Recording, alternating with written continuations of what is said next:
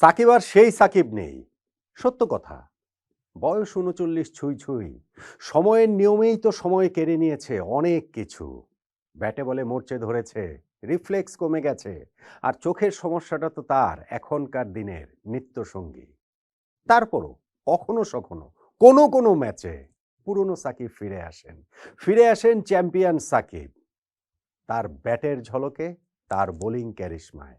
এবং আমরা তখন আফসোস করি, এই সাকিবকে কি আর কখনো বাংলাদেশ জাতীয় দলের জার্সিতে দেখা যাবে না? যাই হোক, সেটা ভিন্ন আলোচনা।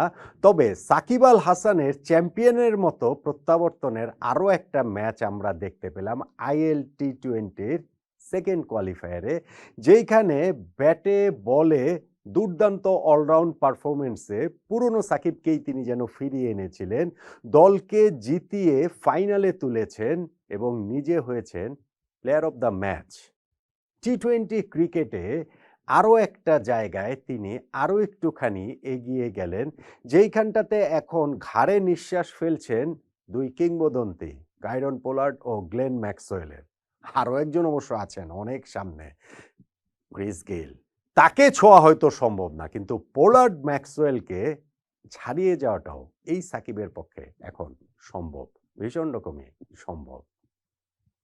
আইএল টি-20-তে এই প্রথমবারের মতো তিনি খেলছেন। খুব যে নিয়মিত মুম্বাই ইন্ডিয়ান্স এমিরেটসের হয়ে খেলার সুযোগ পাচ্ছেন তা নয়, কিন্তু সবচেয়ে গুরুত্বপূর্ণ মোমেন্টটাতে সাকিব চ্যাম্পিয়নের মতোই জ্বলে উঠলেন এবং তার এই অলরাউন্ড পারফরমেন্সে সেকেন্ড কোয়ালিফায়ার ম্যাচটাতে মুম্বাই ইন্ডিয়ান্স এমিরেটস তারা আবুধাবি নাইট রাইডার্সকে হারিয়ে দিল 7 উইকেটে, উঠে গেল ফাইনালে, যেইখানটাতে ডেজার্ট ভাইপার্সের বিপক্ষে খেলবে সাকিব আল হাসানের এই মুম্বাই ইন্ডিয়ান্স এমিরেটস, যাদের কাছে সাকিবের দল প্রথম কোয়ালিফায়ারে হেরে গিয়েছিল। ফাইনালে সেটার প্রতিশোধ নিতে পারবেন এবং সাকিব কি সেইখানেও জ্বলে উঠতে পারবেন আবার আরও একবার? আজকের এই ম্যাচটাতে আগে ব্যাটিং করা আবুধাবি নাইট রাইডার্স শারজার এই ট্রিকি উইকেটে মাত্র ১২০ রানের বেশি তুলতে পারেনি। সাকিব সেখানে উইকেট পাননি, কিন্তু খুবই গুরুত্বপূর্ণ রোল প্লে করেছেন।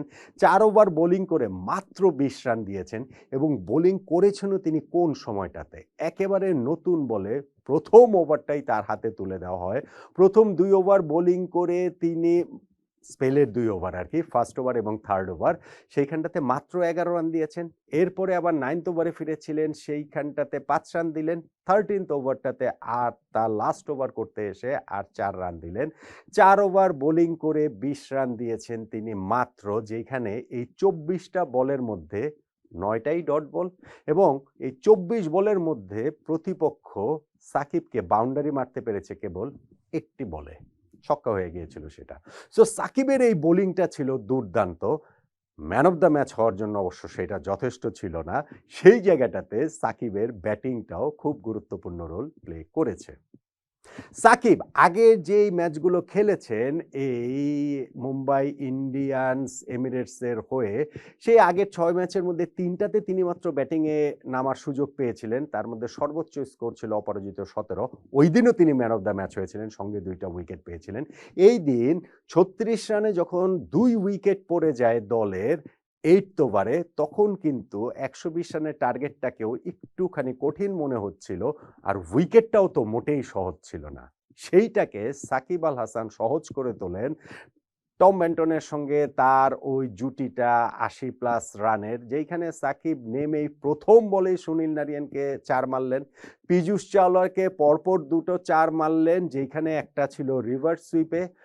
আর লিয়াম লিভিংস্টোনকে ১ ওভারে যখন ১৭ রান তুলে ফেললেন, ২টা ৪ মারলেন, একটা মিড উইকেটের উপর দিয়ে ছক্কা মারলেন। ওই ওভারটাতেই আসলে ম্যাচের রেজাল্ট নিয়ে অনিশ্চয়তাটা মোটামুটি দূর হয়ে যায়। কেননা ওই ওভারে সাকিবের এই ব্যাটে ঝড় ওঠার পরে মুম্বাই ইন্ডিয়ান্স এমিরেটসের প্রয়োজনীয়তা নেমে দাঁড়ায় ৮ ওভারে মাত্র কত ৩৫ রান। সো সেই টার্গেটটাতে পৌঁছে যেতে তাদের আর কোনো সমস্যা হয়নি। সাকিব আল হাসান নিজে ২৪ বলে ৩৮ রানের একটা ইনিংস খেলেছেন।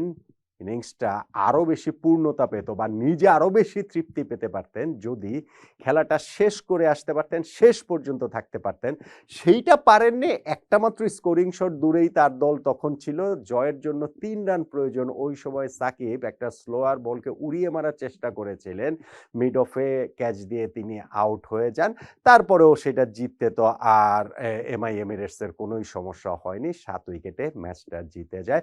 সাকিব আল হাসান ম্যাচ সেরার পুরস্কার পেয়েছেন। ব্যান্টন সেইখানে আনবিটেন 50 করা সত্ত্বেও। কেননা ব্যাটিংয়ে, বোলিংয়ে ২ টা জায়গাতেই খুব গুরুত্বপূর্ণ রোল তিনি প্লে করেছেন এবং সেইখানটাতেই এই man of the match Shakib Al Hasan টি-20 ফরম্যাটে হলেন ৪৬তম বারের মতো।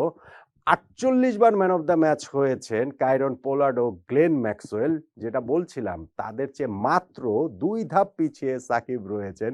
ফলে তাদেরকে ছাড়িয়ে যাওয়াটা সম্ভব, একেবারে অসম্ভব কিছু নয়। আমি সময়ের ব্যাপার বলব না, কিন্তু অসম্ভব তো কিছু না, সেটা হতেই পারে। অসম্ভব প্রবাবলি ক্রিস গেইলকে ছাড়িয়ে যাওয়া, যিনি ৬০টা ম্যাচে ম্যান অফ দ্য ম্যাচ হয়েছেন টি-20 ফরম্যাটে, সেইটা হয়তো হবে না। কিন্তু তারপরও সাকিব যেই পারফর্ম এই ম্যাচটাতে করলেন, সেইটা ফাইনালের একাদশে তার জায়গাটা তো নিশ্চিত করেছে বটেই। বরং এইরকম পারফরম্যান্স তার যদি চলতে থাকে, সেই ক্ষেত্রে সাকিবের ওই পুরোনো দিনের সাকিবকে আমরা আবারও একটুখানি নস্টালজিয়ায় আক্রান্ত হয়ে সেটাই দেখতে থাকি। সাকিব আল হাসান সেই ভিনটেজ সাকিবকে আমরা দেখতে থাকি। হ্যাঁ, সেই সময় আর ফিরবে না। সময়ই সেই সময়ে আসলে ফিরতে আর আমাদেরকে দেবে না। সাকিব কি আসলে বাংলাদেশের জার্সিতেও আর ফিরবেন কিনা, ওই উত্তরটাও সময়ের হাতে তোলা। কিন্তু সাকিব এখন যেইখানেই খেলেন, যেই ফ্র্যাঞ্চাইজি বিভিন্ন লিগটাতে যে খেলছেন, সেইখানটাতে আমরা এই জাতীয় ম্যাচের অপেক্ষায় থাকি, যেইখানটাতে সেই পুরো